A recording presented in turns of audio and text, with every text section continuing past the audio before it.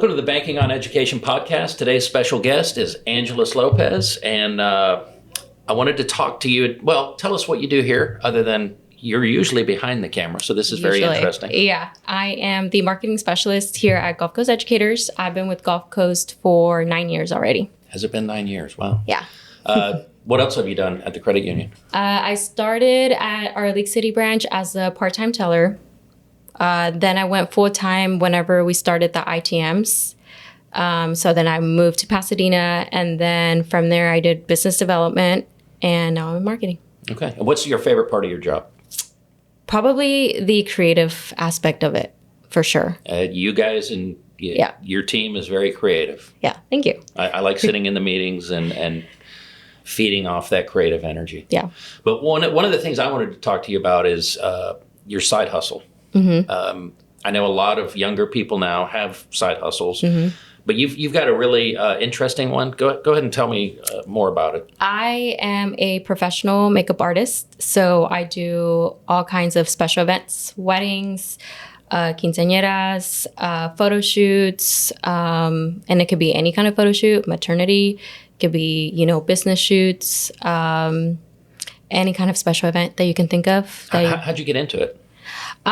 So I started pretty young. Like, I loved makeup. I did all myself. I eventually had friends ask me to do their makeup. So then from there I was like, yeah, sure, why not? So then I did on them, got more requests. I had eventually friends of friends be like, hey, like I heard that, you do makeup. And I'm like, well, a little bit. And then so that just kind of ended up building more clientele, and then just learning more through YouTube. Back in the day, like 2016 days, YouTube was really popular, having to learn all kinds of things. So the makeup was one of those things where it was just at its peak. And it feeds your creative side as well. Yeah. So then I just doing it for fun. I mean, it's still fun for me, of course. But that's just kind of how it started. It was just fun time to get creative. And from there, I just started learning more and more and more. And then at some point you realized, hey, I'm getting so many requests. I make money off of this. Yes, yeah. I assume that at some point you were like, wait a second. No, You're like, hey, I could charge for this. Well, yeah, your time is worth that money. Oh, for sure. Yeah. And then I eventually I got with a makeup company. So I have a friend, her name is Susana Esquivel. She started her company with a hairstylist as well. And so she focused on makeup, and then her friend focused on the hairstyling. They built their business off of that. And then one day I was like, you know what? I kind of want to treat myself for once for a friend's wedding. And I told her, hey, can you do my makeup? So she's like, yeah, of course. And so we kind of like knew each other already a little bit. And so she asked, hey, like, are you still doing makeup? And I was like, oh, yeah. I was like, I do it here and there. Like, I still have a full-time job. Like, I still do that. And she's like, are you available weekends? And I'm like, oh, yeah. She's like, I would love to see if you can come in and, help the team out whenever you're needed. And so I was like, yeah, sure. Why not? And so from there, that's when I really started to learn more about getting in the wedding industry, doing larger, bridal parties. There's been days where we've had 20-something services, Wow.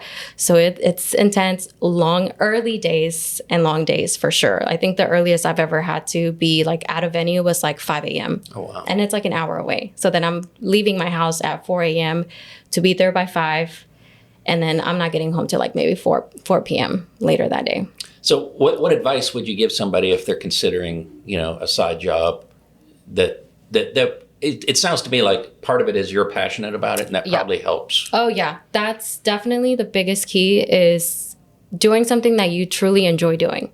And then it's not for the money or anything like that. It's really what you enjoy doing. Like I said, for me, it's like the creative part. I love, seeing my clients, like the before and after, and seeing how much that enhances them. And so seeing their reactions, like how happy they are with the results, whatever it is, like that to me is like more than enough that I need, basically. So the best advice is, if you're going to do something as a side hustle, you better be passionate about it, because if not, it'll feel like work. It'll feel like work. And then you start, it'll drain you. You're not going to like it. You're just going to kind of lose that spark for it. And you don't want that. So for sure, for me, it's always been, just be passionate about it. Like, if it's something you really enjoy, do it. And I think a big part of, if you're working full time and you're going to do a side hustle, is you got to be really open and transparent with your employer. Yeah. Oh, for sure. Yeah. So, you know that. Yeah. Yeah. Yeah. So what's been your favorite part about the side hustle that you've got? Favorite part is I think all the people that I meet and hearing so many different stories about, because I hear so many about so many different businesses. So it's really interesting to, hear like their upcoming and like what they're doing. Like I get a lot of advice from my clients You too. end up sharing information on, Yes. on Yeah. what makes you successful. So, yes, like I love learning that from them. So I think that's. And you were recently recognized in a magazine. Yeah, for Voyage Houston, I believe. And I actually got another request for another interview with some other magazines. So it's pretty exciting. Yeah. So it's obviously booming. Where can people see your work?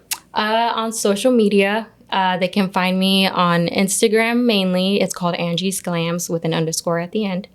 And then they can reach out to me through email also. It's on there. It's on my bio. And then, yeah, just mainly social media.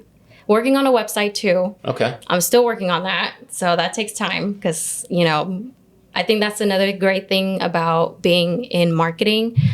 Being here in marketing has also taught me a lot about literally marketing myself. Yeah. And so I've learned to build a website, I've learned how to use certain programs, stuff like that. So that's helped my business thrive for that reason too. So yeah. That's good. Mm-hmm. I think that you talked a lot about lifelong learning and stuff. Mm-hmm, mm-hmm. Where did you get that from? Did you have a teacher that kind of inspired you to? I think mainly, honestly, like I know it sounds very like, I feel like everyone says it, but I really got it from my parents because my parents are immigrants. So they really had to work their butt off for everything that they have. And so that just kind of inspired me to be like, hey, like if you want something, you got to work for it. And so I'm always wanting to learn. I'm always wanting to be better and get better at whatever I'm doing. And so that's really where I get like the thrive to like want to keep going and work hard and learn as much as I can. Well, I mean, I've noticed that you've learned a lot over a short time, and you've really gone all in on this podcast. Oh yeah, you're quite the producer, editor, but thank you for coming on and sharing that about us. Yeah, of course. This was very unexpected.